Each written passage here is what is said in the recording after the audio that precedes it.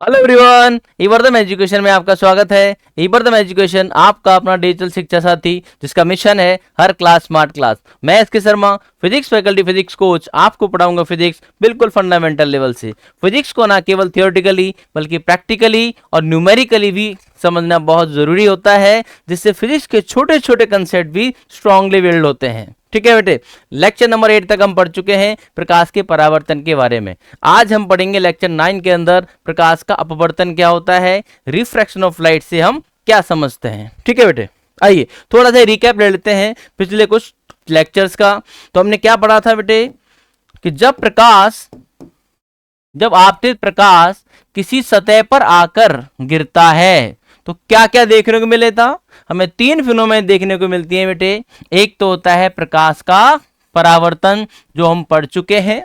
दूसरा देखने को मिला था हमें प्रकाश का अवशोषण, जिसको भी हम थोड़ा थोड़ा बेसिकली पढ़ चुके हैं, जिससे आपकी सरफेस गर्म हो जाती है। और तीसरा आज हम पढ़ने वाले हैं प्रकाश का अपवर्तन, या जो आर पार जो लाइट निकल जाती है उसी में होता है प्रकाश का अपवर्तन। ये आज का अपना टॉपिक है। देखें बेटे, कुछ चीजों का हम यहाँ आंसर समझ लेते हैं पहले।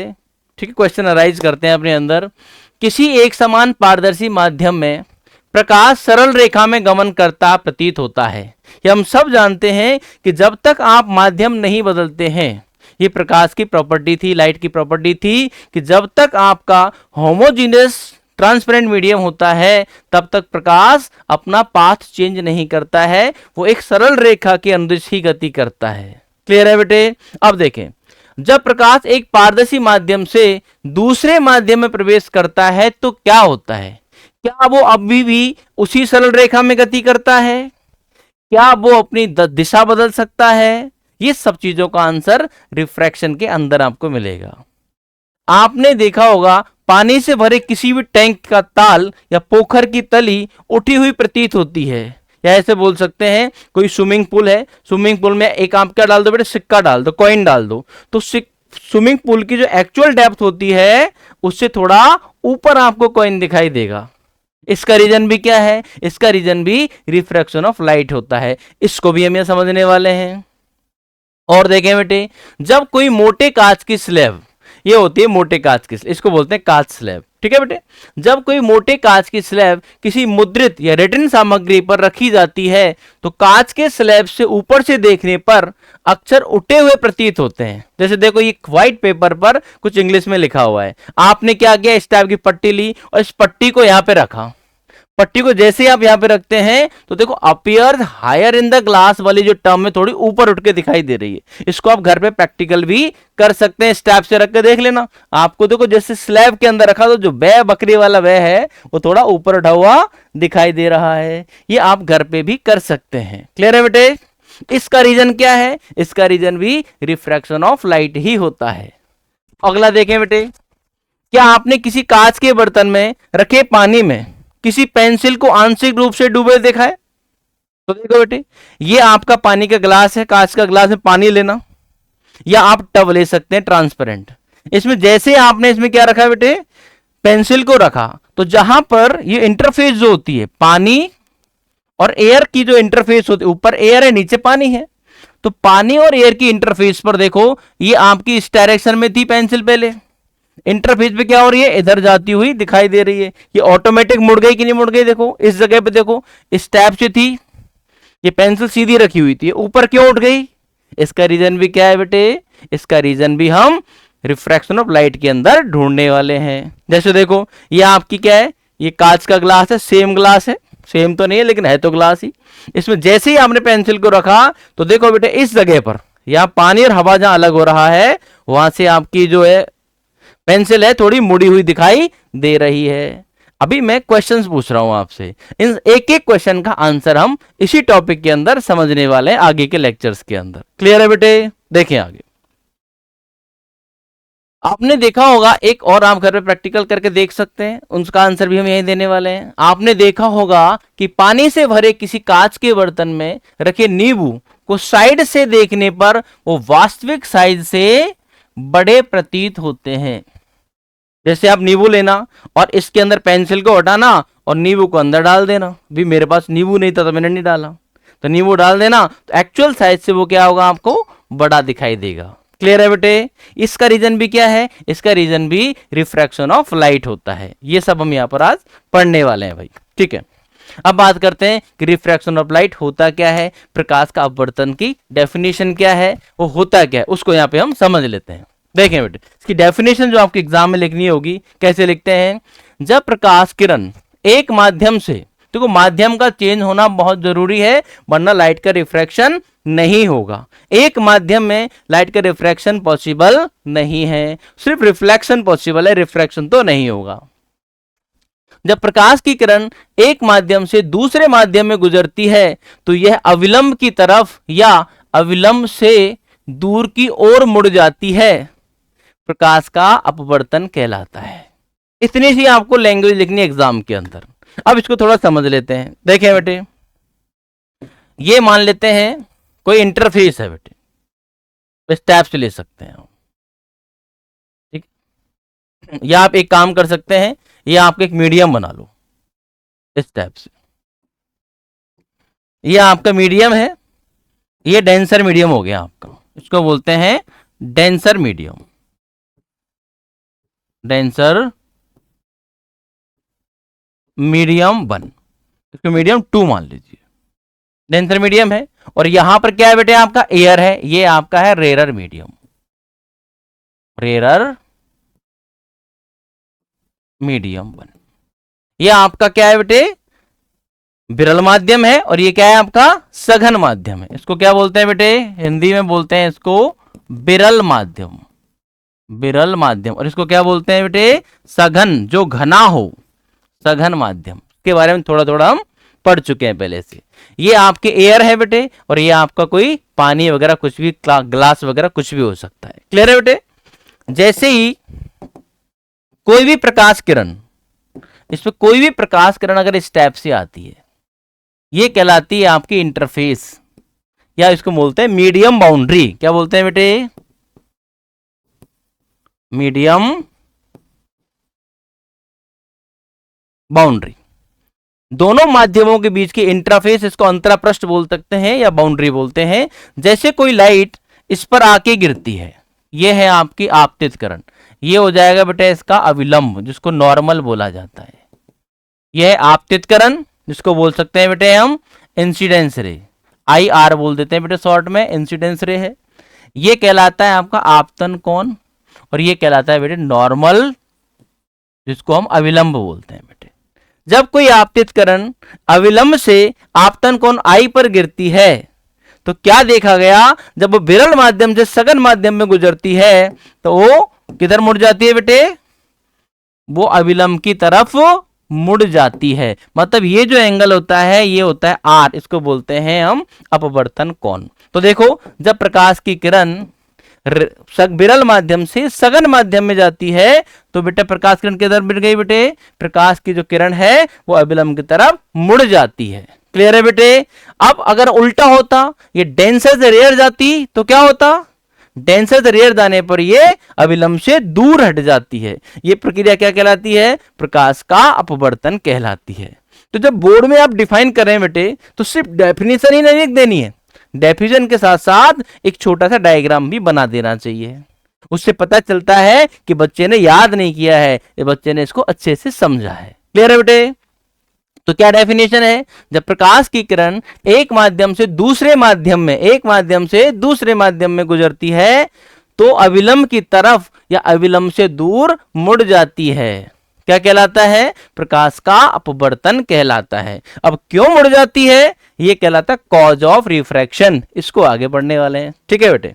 देखें क्या है, केस नंबर फर्स्ट ले लेते हैं, अभी पढ़ाया था। जब प्रकाश की किरण प्रकाशिक विरल माध्यम, क्या लिखा हुआ है बेटे, प्रकाशिक विरल माध्यम से प्रकाशिक सघन माध्यम में प्रवेश करती है तो प्रकाश की अपवर्तित किरण, क्या बोलते हैं बेटे, अपवर्तन के बाद किरण का नाम बदल गया, प्रकाश की अपवर्तित किरण अविलंब की ओर मुड़ जाती है। क्लियर है? अभी पढ़ाया था, ये वही डायग्राम है। क्लियर है बेटे? ये आपका अविलंब है, ये आपकी आपतित किरण है, ये क्या है आपका आपतन कोण है। प्रकाशिक विरल माध्यम 1, यह प्रकाशिक सघन माध्यम 2। जैसे ही इस इंटरफेस पर आगे गिरेगी, जो लाइट है किधर मुड़ जाती है बेटे, अभिलंब की तरफ मुड़ जाती है। इसमें एंगल आर की जो वैल्यू होती है वो आई से कम होती है। आई कहलाता है आपतन कोण और आर कहलाता है आपका अपवर्तन कोण। क्लियर है बेटे? ये केस नंबर फर्स्ट मैंने अभी लिखा था। क्लियर? केस नंबर 2 में देखें क्या है। जब प्रकाश किरण प्रकाशिक सघन माध्यम से, इस बार सघन ऊपर वाला है, नीचे वाला मैंने विरल माध्यम ले लिया। जब प्रकाश किरण प्रकाशिक सघन माध्यम से प्रकाशिक विरल माध्यम में प्रवेश करती है तो अंतरा पृष्ठ पर अपवर्तित प्रकाश किरण अविलंब से दूर हट जाती है। मतलब ये देखो, ये आपतित किरण है आपकी, एंगल आई पे आ रही है, तो जैसे सघन माध्यम से विरल माध्यम में गई तो किधर चली जाती है बेटे, ये अविलंब से दूर हट जाती है। इस केस में क्या होगा, जो एंगल आर है वो ग्रेटर देन एंगल आई होता है बेटे। इसमें अपवर्तन कोण का मान ज्यादा होता है। ये क्यों होता है, अविलंब से दूर क्यों हटती है, जब डेंसर से रेयर जाती है अविलंब से दूर क्यों हटती है, और रेयर से डेंसर जाने पर अविलंब की तरफ क्यों आती है, इन सब चीजों का आंसर हम एक टॉपिक पढ़ने के बाद लेंगे, उसको बोलते हैं अपवर्तनांक। जैसे अपवर्तनांक को हम पढ़ लेंगे, माध्यम का अपवर्तनांक समझ लेंगे, तब इन दोनों चीजों का रीजन हमें समझ में आएगा बेटे। क्लियर है? आगे बढ़ते हैं। केस नंबर 3, जब प्रकाश की किरण एक माध्यम से दूसरे माध्यम में अविलंबवत प्रवेश करती है। जैसे अगर ये नॉर्मल आ जाती है तो बेटे आपका अविलंब भी यही है और आपकी प्रकाश किरण भी यही है, तो यहां बताइए आई की वैल्यू कितनी होगी बेटे, 0। आई की एंगल ऑफ इंसिडेंस कितना हो गया, 0 हो गया, और एंगल ऑफ रिफ्रैक्शन भी कितना हो जाएगा बेटा आपका, वो भी 0 हो गया। तो इस रे के अंदर कोई भी डेविएशन नहीं आया, तो डेविएशन डेल्टा की वैल्यू कितनी हो गई बेटे, यहां पर 0 डेविएट हुआ, 0 एंगल का डेविएशन आ गया। ये भी एक तरह का क्या कहलाता है, अपवर्तन कहलाता है। लेकिन इसमें आई और आर दोनों 0 होते हैं। लेकिन इसमें देखो बेटे, इसमें इसकी डायरेक्शन चेंज नहीं हो रही है। क्लियर है बेटे? ध्यान रखें बेटे, एक नॉर्मल इंसिडेंस में आई और आर बराबर होते हैं, ये चीज आपको ध्यान रखनी है। क्लियर है बेटे? अब नोट नंबर फर्स्ट देखिए, कुछ क्वेश्चन आपसे एग्जाम में इसके बेसिक टर्म्स के ऊपर भी पूछे जा सकते हैं कि जब प्रकाश का जो अपवर्तन होता है, भाई ये बताओ उसका क्या कारण है। डिटेल में तो आगे समझेंगे। प्रकाश के अपवर्तन का कॉज क्या है, रीजन क्या है। प्रकाश के एक माध्यम से दूसरे माध्यम में जाने पर प्रकाश की चाल में परिवर्तन होता है। एक चीज ध्यान रखना, अगर आपसे इतना से पूछा जाए कि प्रकाश के अपवर्तन का क्या कारण है, तो सिंपली आपको एक नंबर के लिए लिखना है कि जब प्रकाश एक माध्यम से दूसरे माध्यम में जाता है तो प्रकाश की चाल चेंज हो जाती है, परिवर्तित हो जाती है, यही अपवर्तन का कारण है। अब मैथमेटिकली इसको समझाऊंगा कि वेग घटने से या चाल घटने या बढ़ने से एंगल कैसे बदल जाते हैं, इसको हम डिटेल में आगे समझेंगे। क्लियर है बेटे? अभी सिर्फ इतना ही याद करना है, ठीक है। तो क्या रीजन है, प्रकाश की चाल में परिवर्तन के कारण ही क्या होता है बेटे, वो जो प्रकाश की किरण होती है, अपवर्तित प्रकाश की किरण अविलंब से दूर या अविलंब के पास आ जाती है। ये हम पढ़ने वाले हैं। क्लियर है भाई? अब आ जाए नोट नंबर 2 देखें बेटे। प्रकाश के अपवर्तन में प्रकाश की चाल, प्रकाश की तरंगदैर्घ्य और प्रकाश का आयाम घट जाता है। देखो बेटा, ये परफेक्ट नहीं लिखा हुआ है, डिपेंड करता है आप किस माध्यम में जा रहे हैं। अगर मान लेते हैं आप विरल माध्यम से, विरल से कहां जा रहे हैं बेटे, सघन माध्यम में जा रहे हैं, तो क्या हो जाएगी बेटे, आपकी चाल घटेगी, आपकी वेवलेंथ भी घटेगी और आपका आयाम कैपिटल ए भी घटेगा। आ गया समझ में? इसको भी थोड़ा आगे समझेंगे, लेकिन एक चीज याद रखना कि जो वेलोसिटी और वेवलेंथ होती है बेटे एक दूसरे के क्या होती है, समानुपाती होती है। अगर वेग घटेगा तो वेवलेंथ भी घटेगी, वेग बढ़ेगा तो वेवलेंथ भी बढ़ेगी, ये याद रखना है बेटे। अगर आप कहां जा रहे हैं बेटे, सघन माध्यम से, सघन से कहां जा रहे हैं, विरल माध्यम में अगर आप जाते हैं तो क्या होगा बेटे, आपका वेग बढ़ेगा, प्रकाश किरण का वेग बढ़ेगा तो वेवलेंथ भी बढ़ेगी, तरंगदैर्घ्य भी बढ़ेगी। और बेटे आयाम क्या होता है बेटे, आयाम तो हमेशा ही घटता है, ध्यान रखना। आयाम का रिलेशन बताया था मैंने, आयाम का सीधा सीधा रिलेशन जो होता है वो ऊर्जा से होता है। आयाम क्या होता है बेटे, ऊर्जा के समानुपाती होता है। जब प्रकाश करण विरल माध्यम से सघन जाए या सघन से विरल में आए, हमेशा ऊर्जा का डिवीजन होता है या हानि होती है, इसलिए आयाम हमेशा कम होता है, आयाम कभी बढ़ नहीं सकता बेटा, ये चीज आपको याद रखनी है। ठीक है, नोट नंबर 3 देखें। नोट नंबर 3 में लिखा हुआ है प्रकाश के अपवर्तन में प्रकाश की तीव्रता घट जाती है क्योंकि ऊर्जा का कुछ भाग परावर्तित तथा कुछ भाग अवशोषित हो जाता है। अब ये याद रखना चाहिए, एक माध्यम से कोई से भी माध्यम में जाए, विरल से सघन जाए या सघन से विरल जाए, ऊर्जा का मान और तीव्रता का मान और आयाम का मान हमेशा घटता है बेटे, ये हमेशा याद रखेंगे। लेकिन चाल और तरंग दैर्घ्य बढ़ भी सकती है और घट भी सकती है, डिपेंड करता है वो किस माध्यम से किस माध्यम में जा रही है। क्लियर है बेटे, आगे बढ़ते हैं। अब पढ़ते हैं प्रकाश के अपवर्तन के नियम।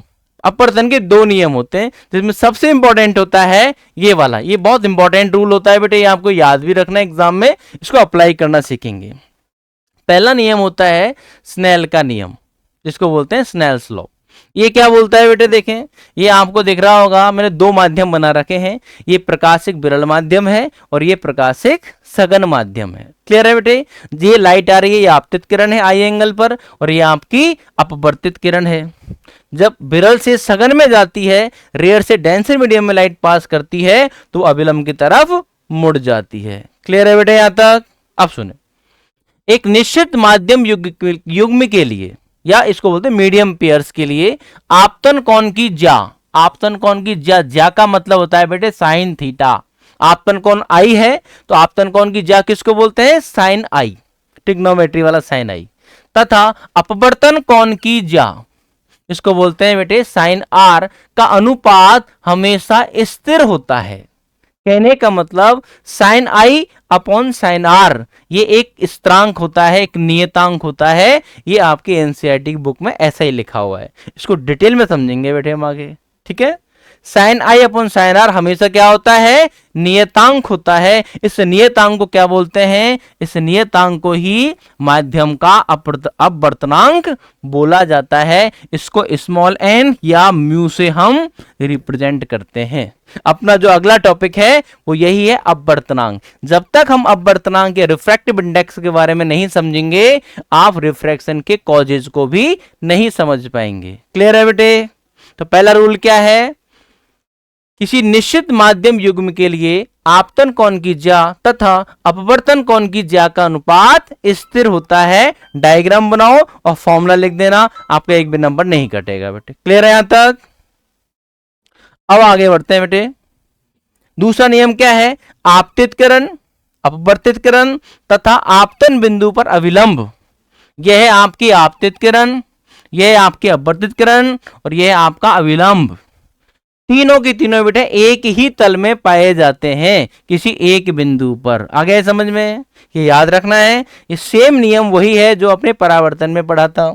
आपतित किरण, अपवर्तित किरण तथा आपतन बिंदु पर अविलंब सभी समान तल में पाए जाते हैं। ये आपका क्या कहलाता है? स्नेल के 2 नियम होते हैं, सॉरी अपवर्तन के 2 नियम होते हैं, स्नेल का नियम और दूसरा होता है आपका, दूसरा भी स्नेल के अंदर ही आता है। देखा जाए दोनों ही स्नेल ने ही बताए थे बेटे। क्लियर है? इतना आपको याद रखना है। ठीक है, ओके, थैंक यू।